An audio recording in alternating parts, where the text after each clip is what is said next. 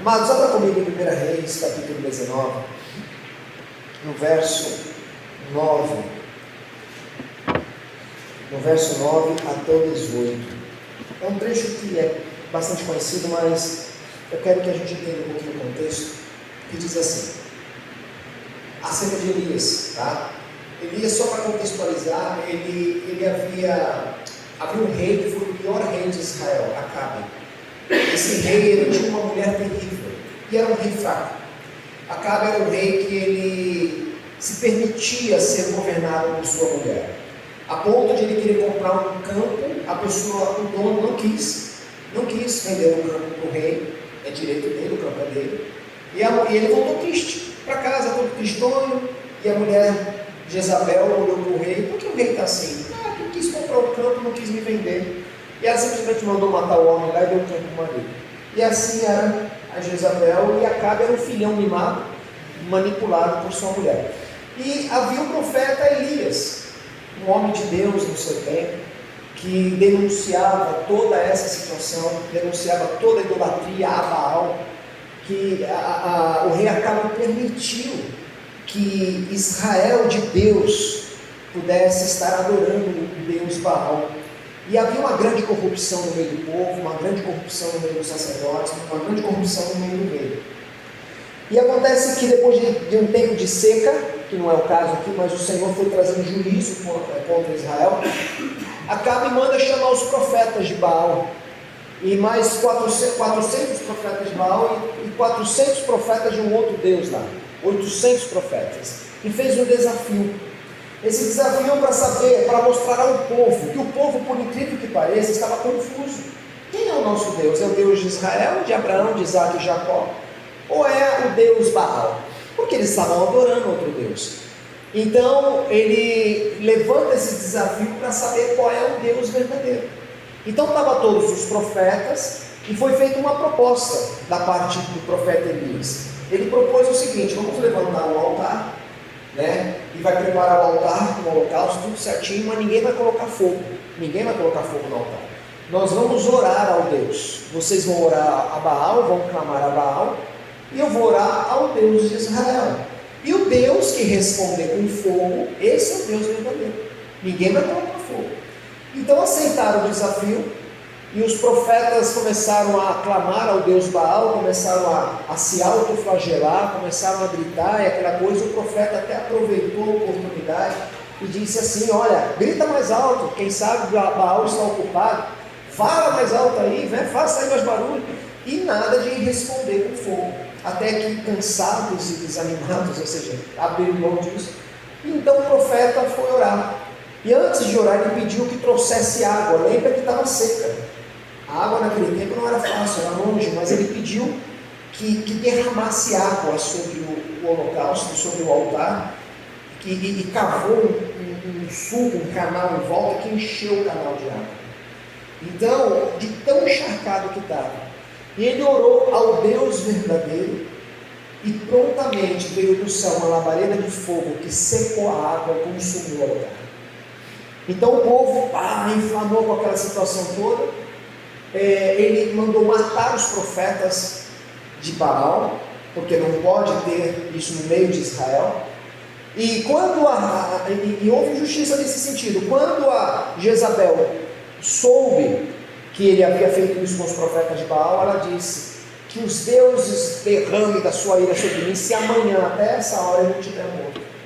Então Elias, agora perseguido, foge, e debaixo de uma árvore ele fica dormindo, e um anjo 3 vezes o acorda, dando pão e água. Ele se fortalece com isso, ele anda 40 dias, vai até o Monte Horebe, o mesmo monte que Moisés recebeu as tábuas da lei, e lá ele entra numa caverna e fica dentro dessa caverna. E aí entra esse momento, onde que depois de um tempo dentro da caverna, um profeta tão usado por Deus como ele é chamado por Deus. E aí então, ele entra numa caverna e passou a noite ali. Eis que a palavra do Senhor veio a ele e disse: que fazes aqui, Elias?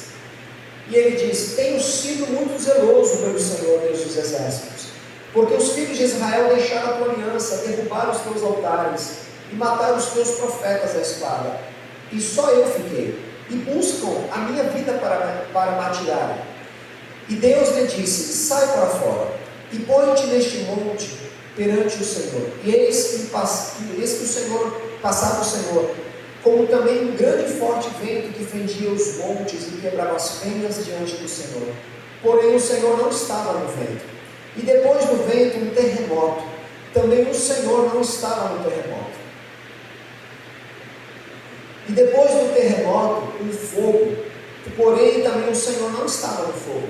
E depois do fogo uma voz mansa e delicada.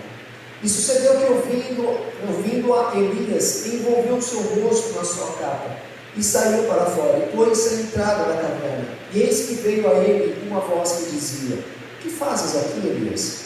E ele disse: eu tenho sido em extremo zeloso pelo Senhor Deus dos exércitos, porque os filhos de Israel deixaram a tua aliança, derrubaram os teus altares e mataram os teus profetas à espada. E só eu fiquei, e buscam a minha vida para me atirarem.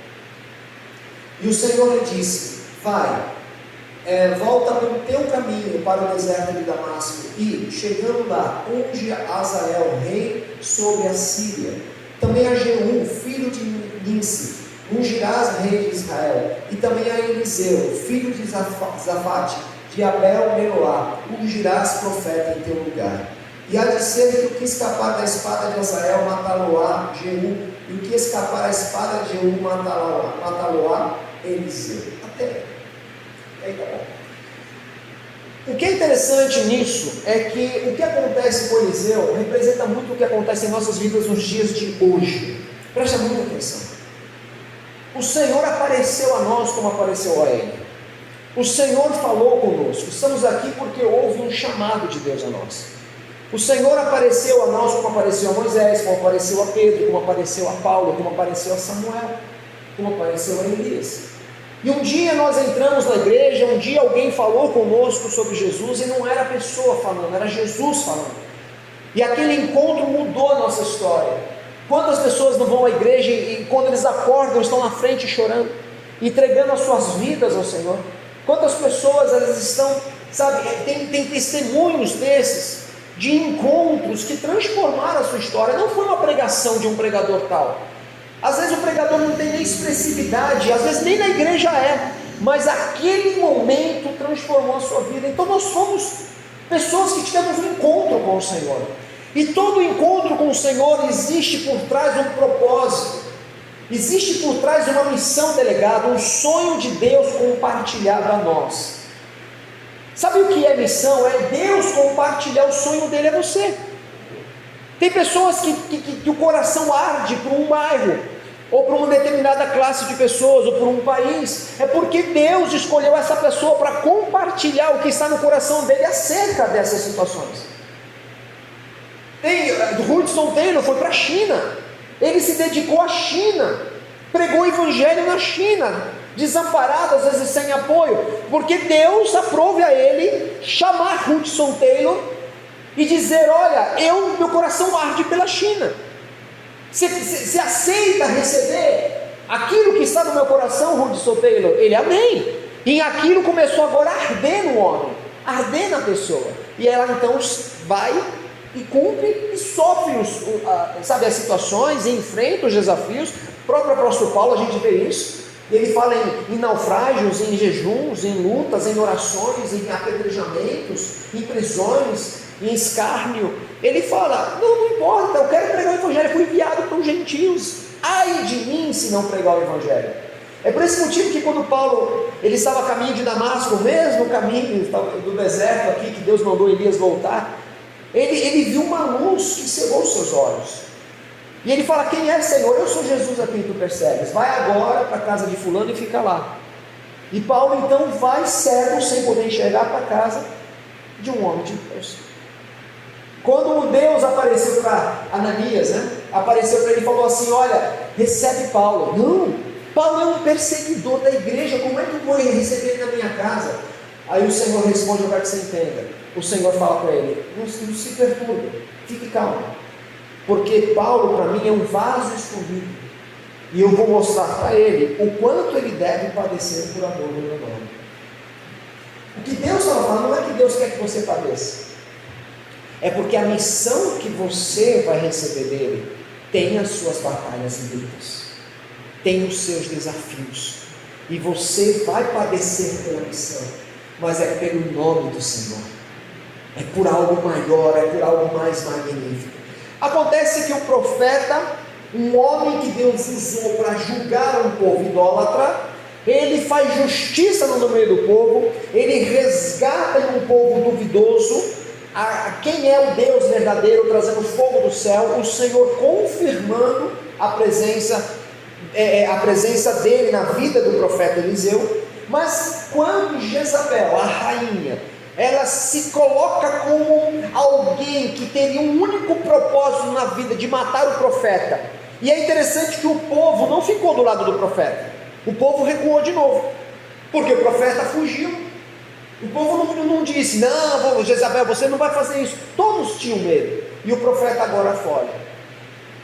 E o que eu quero que você entenda é que nas nossas vidas não é diferente. Na primeira tensão que enfrentamos na nossa vida, a nossa tendência sempre é fugir, sempre é recuar, sempre é sair da posição.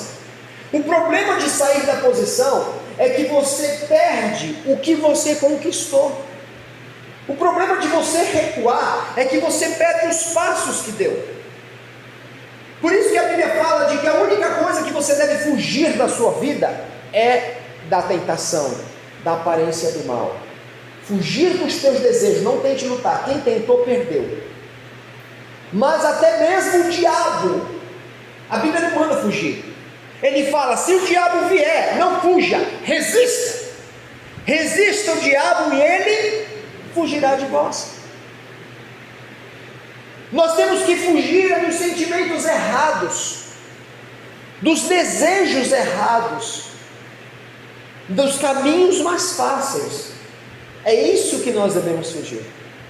O profeta, ele não se posicionou, ele não ficou ali, ó, pá, ele fugiu. Porque querendo ou não, fugir é mais fácil.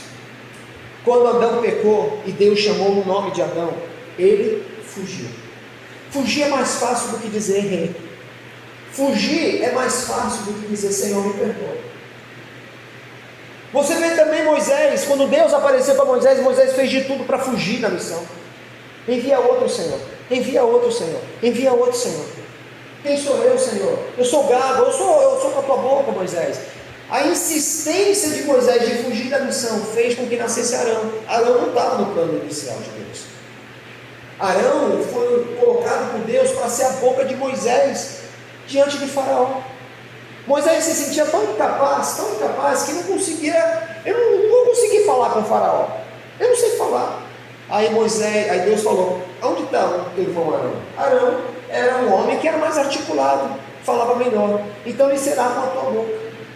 Então olha só que coisa, Deus falava com Moisés, Moisés falava com Arão, Arão falava com o Faraó, precisava disso.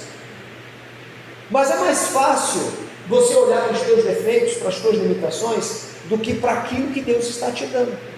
É interessante porque nós queremos que Deus nos use com as ferramentas que nós temos. Por exemplo, eu não sei pregar. Deus fala para você, você vai ser um grande pregador. Eu não sei pregar. Mas então você vai fazer o quê? Sabe cantar? Não sei cantar. Você sabe falar com as pessoas? Eu tenho vergonha. Se Deus for nos usar com aquilo que nós temos, a gente não faz nada. Por isso que o Senhor, Ele nos dá ferramentas, Ele nos capacita, Ele nos dá coisas para cumprir a missão que Ele nos deu.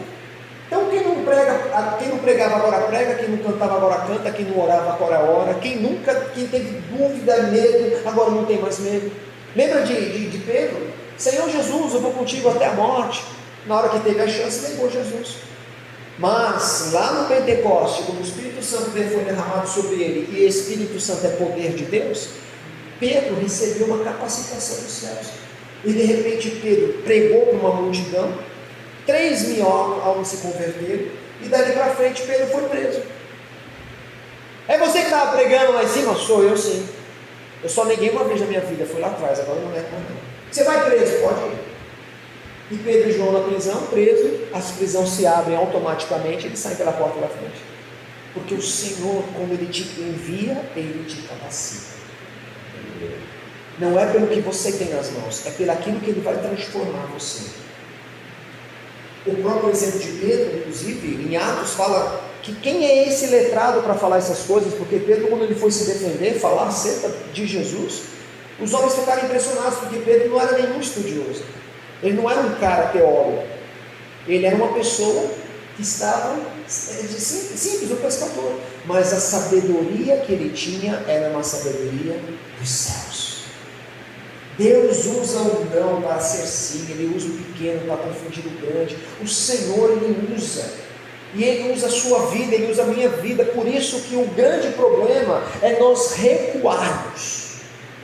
Esse recuar é quando você tem que orar e por conta de um problema você não quer orar. É quando você tem que dar glória a Deus e por causa de um problema você não dá glória a Deus. É quando você tem que estar na sua posição, pregar e fazer acontecer e não consegue. E aí você, não estou bem emocionalmente. Aí você recua, transfere aquilo que você tinha que fazer.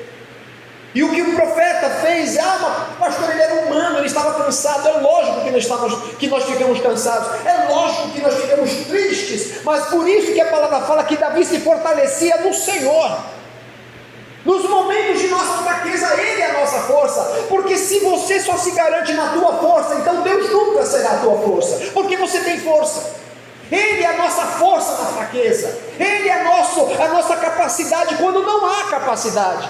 Ele é aquele que nos leva adiante quando em nós não há mais capacidade de seguir.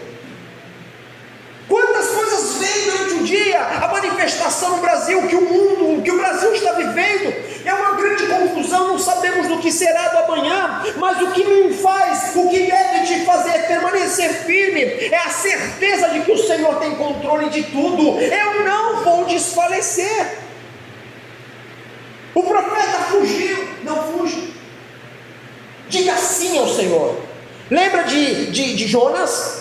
O Senhor aparece a Jonas e dá uma missão: vai a Nínive. Nínive é uma cidade muito difícil, uma cidade perversa. A morte era uma coisa normal em Nínive, não havia critérios. Mas essa era a visão nossa. Quando você vê alguém má, uma pessoa má, você logo diz: não, tem que ser preso. Mas para Deus era uma cidade que não sabia diferenciar mão esquerda e direita. Era um monte de pessoas que não tinha senso moral, que não tinha líder, que não tinha um caminho, que não tinha uma esperança. O Senhor olhou Nínive como uma cidade que precisava de orientação dos céus, que precisava conhecer o Rei dos Reis. O profeta fugiu disso porque tinha seus motivos. Não queria que aquele povo perverso fosse um povo que recebesse a graça e a misericórdia do Senhor. Quando você foge, dá tudo errado.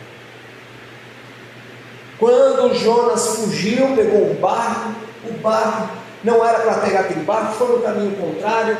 O Senhor enviou uma tempestade para aquele barco. Presta atenção, quando você foge do chamado do Senhor para a sua vida, nem sempre você vai andar em águas tranquilas. Uma vez eu perguntei em missões, eu estava na Bolívia e perguntei: mas por que Deus obriga o profeta, o homem de Deus Jonas? Ele obrigou, vá lá, você não tem opção. Porque um dia você teve a chance de dizer não para Deus. Um dia você teve a chance de dizer: Senhor, eu estou aqui na igreja, eu vou orar, mas o Senhor segue os seus planos, eu sigo os meus, o Senhor é vencedor, ok? Ok. Existe a graça comum. Até o mais vil homem, mais vil mulher perversa está almoçando e jantando. O Senhor, Ele dá o alimento, porque Ele não quer que ninguém pereça, mas que todos cheguem ao arrependimento. Mas no momento que você ora ao Senhor, eu acho que todos nós oramos um dia assim: Senhor, usa-me. Senhor, eis-me aqui. Eu quero fazer a sua vontade. O Senhor tem certeza? Eu tenho certeza. Ok. E aí quando você diz amém, é amém. Jonas disse amém. Eu quero ser um servo teu. Só na hora que você quer? Não, na hora que você não quer também. Jonas tinha que ir lá, anunciar a cidade que o Senhor, ele ia destruir a cidade se não houvesse arrependimento. E o que aconteceu na história? Jonas teve a tempestade, foi para a barriga do grande peixe, né, do animal marinho, sabe Deus o que? Aquele animal, durante ficou 3 dias, clamou ao Senhor, aquele animal cuspiu ele, vomitou ele na praia perto de Nínive, para que ele vá até a cidade. Ele foi até a cidade a contragosto, sim. Foi, falou: o que é para fazer, Senhor? Vá lá, grita nas praças dizendo que o Senhor vai trazer juízo, vai destruir a cidade se não houver arrependimento. E ele gritou nas praças: olha, Nínive, ouvi a palavra do Senhor, o Senhor virá com juízo se não houver arrependimento, se não houver confissão dos pecados e mudança de caminhos. E o povo, sabe o que aconteceu? O povo se arrependeu, o povo creu na palavra do profeta. E só que o profeta gritou na praça, subiu para o monte e ficou esperando o fogo do céu cair, enquanto a cidade estava sendo perdoada pelo Senhor. A grande questão de quando nós desistimos do nosso chamado é quando aquilo que cabe a mim é mais importante do que cabe a Deus. O que o profeta estava falando, ele estava dizendo: ninguém sobrou, Senhor, só sobrou eu. E entre esses que sobraram, que só sobrou eu sou mais zeloso, eu sou extremo zeloso. Quando aquilo que cabe a mim é mais importante do que cabe a Deus, você foge. Porque você acha que Deus perdeu o controle, que a injustiça está vindo sobre você e que você agora tem o direito de recuar. O profeta estava agora cansado, olhando mais para ele e se achando fraco demais. Então Deus, ele entende os nossos momentos, presta atenção, mas você não vai ficar escondido e fugido por muito tempo. Ele entende nossos momentos de cansaço. O profeta está lá, dormiu debaixo da árvore. O Senhor mandou um anjo, acordou o profeta: acorda, Elias. E Elias, quando acordou, tinha pão e água. Quentinho o pão. Ele come o pão, bebe água e dorme de novo. Daqui a pouco o Senhor vai lá: anjo, acorda ele de novo. O anjo vai lá, sacode, come, porque a tua viagem vai ser longa. E então ele come e vai a caminho do monte de Deus, Horebe. E lá ele entra na caverna e passa uma noite. E lá o Senhor fala com ele, como um dia falou com Moisés. Como um dia falou com Moisés, o monte de Deus. Preste atenção a uma coisa, meu irmão. O Senhor nos chama para o seu monte. E a pergunta que quando nós estamos no monte de Deus, cansados e cheios de perguntas, é sempre aquela: o que você está fazendo aqui? O que você está fazendo aqui? Não é para você estar aqui nessas condições.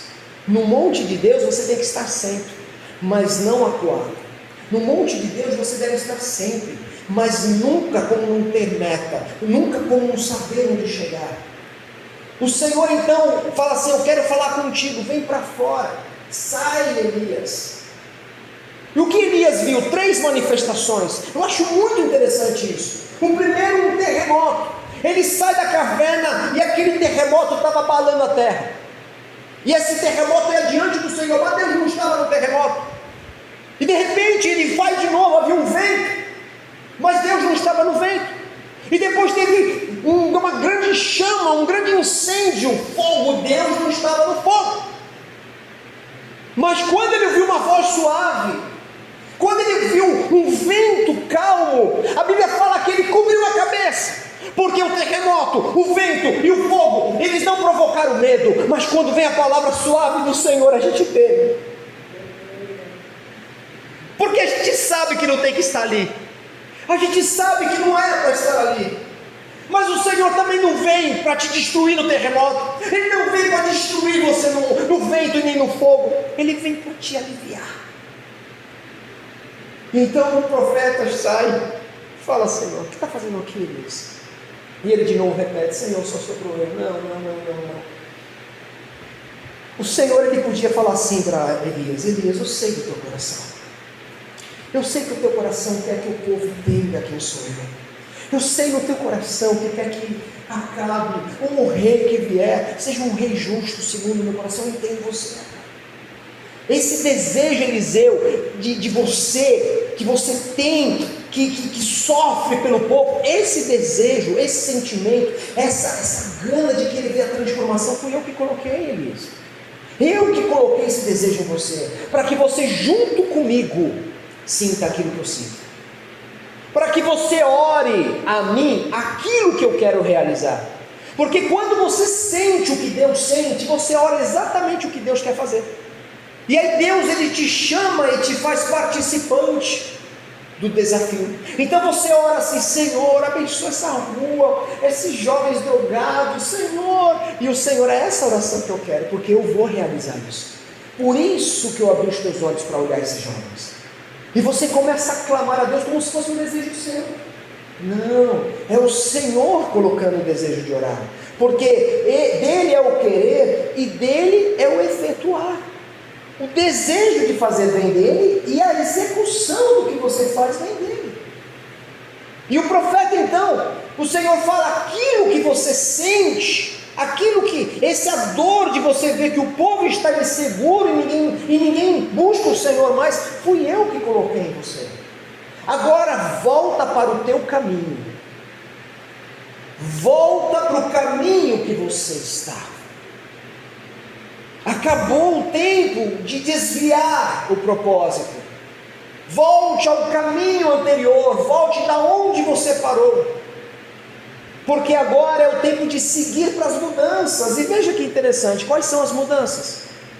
O Senhor manda ele ungir reis, o Senhor manda ele ungir profeta, o Senhor manda Elias ungir Eliseu. Eliseu foi um homem que o Senhor usou poderosamente.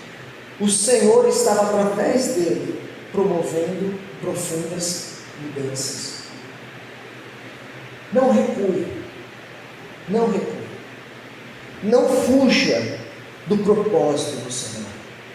Eu digo isso porque os dias são maus, os dias estão acelerando para que o cumprimento das promessas aconteça, o cumprimento da palavra do Senhor aconteça. E nós muitas vezes estamos naquela semente que cai entre os espinhos. Sabe aquela que o semeador saiu a semear e entre muitas terras uma semente cai entre os espinhos? O que significa isso? Que os cuidados do mundo abafam. Os espinhos são as preocupações do mundo que impedem que essa semente floresça, cresça e dê fruto. E isso é uma coisa tão sutil, porque algo assim preocupa, né, pastor? Preocupa. Quando você precisa ter compromissos financeiros a serem quitados e não tem dinheiro, isso preocupa. São espinhos que vêm em nossas vidas e começam a tirar a nossa força vital, a nossa capacidade de ter sobriedade, de ter uma noção clara da situação. Mas é nessa hora que não podemos ser como Elias, fugir, dizendo que o pastor, Senhor, não sou eu não, o Senhor errou, eu fui zeloso, mas eu chegou agora, fumilou. Esses dias a gente tem atravessado alguns desafios e às vezes dá vontade de ser que nem Elias, sabe? Parar de andar, ficar debaixo de uma árvore, esperar que o anjo venha comer, né? Que hoje nem anjo vem mais, vai para a geladeira, vai comer. Mas dá vontade de ficar triste, dá vontade de ficar abalado, dá vontade de ficar mimado, de bater o pé, ser uma criança mal criada. Mas eu não posso porque é justamente nessa hora que eu não posso que Ele pode. É justamente na minha incapacidade de seguir que eu falo: Senhor, me dê força. Mas eu não vou recuar da onde eu parei. Eu não vou recuar um centímetro atrás, porque foi com preço de sangue que cheguei até aqui. Fui com luta. Foi dizendo não a mim mesmo, foi dizendo não às minhas vontades, aos caminhos, aos atalhos, foi cumprindo e crendo no Senhor até agora. Então não vou recuar. A Bíblia fala que justamente é a porta do inferno que não consegue manter-se fechada contra o teu avanço. E por esse motivo de que o povo de Israel, embora sendo um povo que há 2000 anos não tinha uma terra para chamar de sua, faz agora menos de um século que eles chamaram, que ele tem uma nação para chamar a nação de Israel, para que era um povo nômade no mundo inteiro.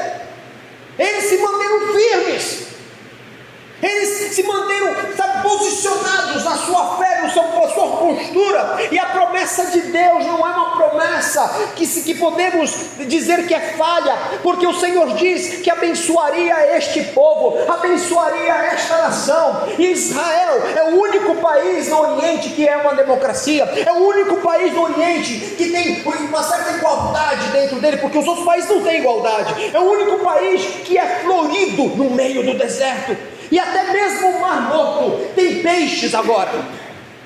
Mar Morto tem peixe, porque o Senhor disse que abençoaria, que haveria pescadores em volta do mar.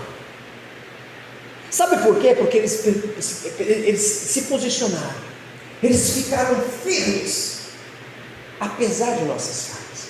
Você pode gritar, você pode espernear, você pode chorar, você pode dizer: Senhor, até quando? Como o salmista fazia. Mas no monte de Deus, dizendo: Senhor, não me faça sair daqui se o Senhor não for comigo.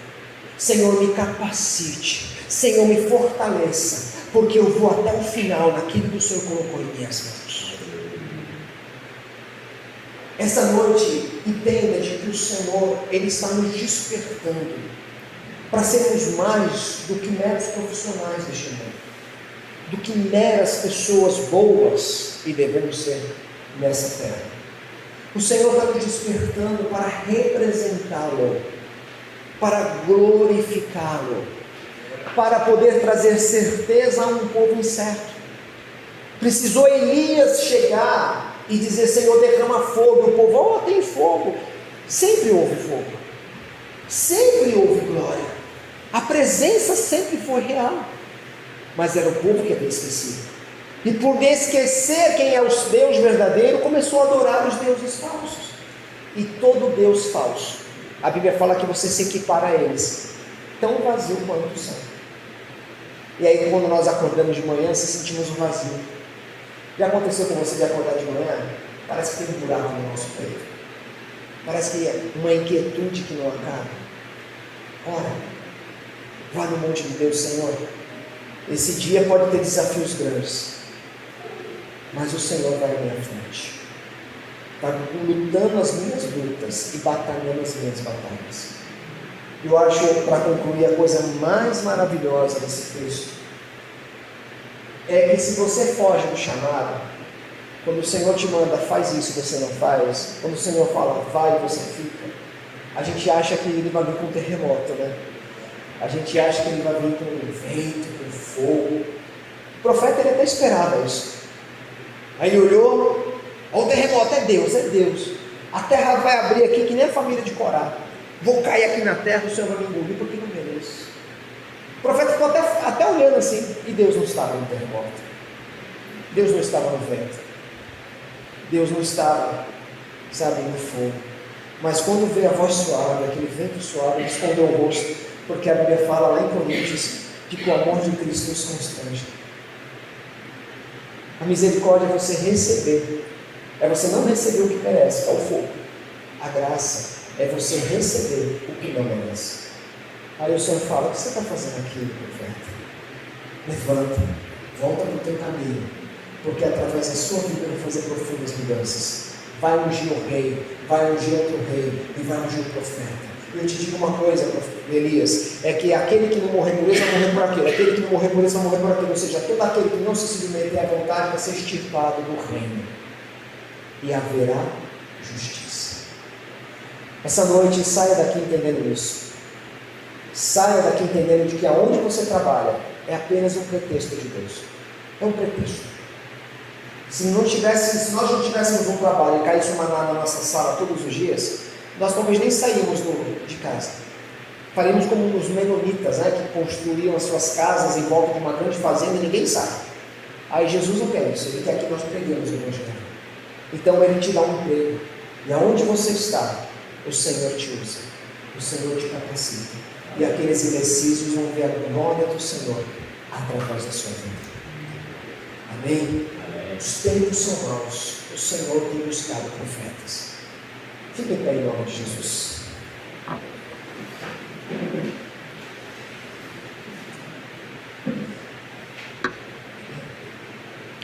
Feche seus olhos. Como eu falei um tempo atrás, nós falamos: eis-me aqui, Senhor, reafirme essa aliança com o Senhor. Fale com essa noite uma vez mais: Senhor, eis-me aqui. Usa-me, Senhor. Usa-me. Transforma-me. Se você está atravessando um momento difícil na sua vida e a vontade talvez nem era estar aqui no culto essa noite, ótimo.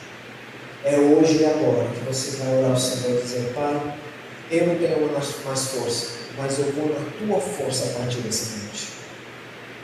O Senhor é a minha força, a minha fortaleza, o Senhor é o meu alimento, o Senhor é o que me sustenta com a destra da tua justiça.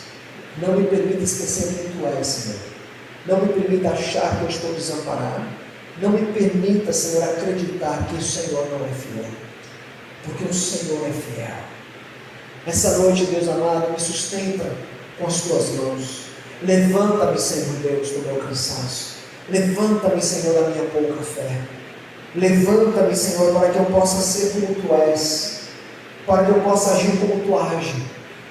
Não me permita ter pensamentos de derrota, pensamentos de pequenez, de solidão, de rejeição, porque o Senhor me aceitou, me comprou com preço de sangue. O teu Espírito está em mim continuamente. O Senhor está comigo todos os dias até a consumação dos séculos.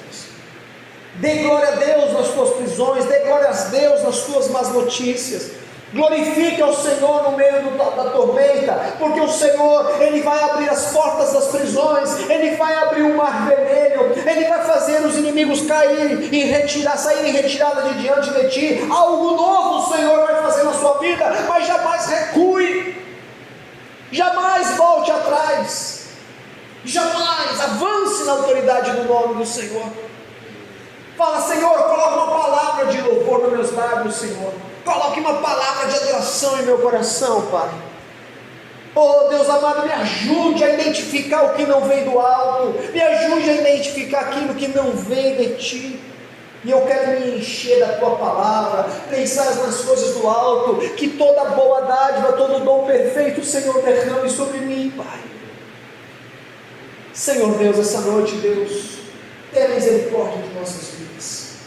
Porque tem dias, Senhor, que são muitas as más notícias, são muitas as aflições, as ameaças dos inimigos, são muitos, meu Pai amado, e mais numerosos do que nós, situações que nós não podemos lutar, não podemos fazer nada, apenas ouvir as ameaças e nos sentir incapazes. Mas, Senhor, Pai, Tu és Deus de guerra, o Senhor é o Senhor das batalhas. Tu fizeste o menino vencer Golias. O Senhor fez o mar vermelho se abrir. O Senhor, meu Pai amado, acalmou a tempestade. O Senhor tem o domínio em tuas mãos. Na escassez os peixes vêm à rede. O Senhor é aquele, meu Pai, que faz coisas novas, faz o sol parar em favor dos seus. Por isso, Senhor, não nos permita, Pai, esquecer das tuas obras, Pai. Esquecer da tua glória, esquecer daquilo que o Senhor já fez em nós. Oh Deus, nos ensina a andar com o capacete da salvação. Nos ensine, Deus, a nos proteger dos dardos inflamados do maligno, das ameaças de Jezabel e de toda a sua miríade. E que essa noite, Pai, o Senhor venha derramar da tua fortaleza na vida de cada um.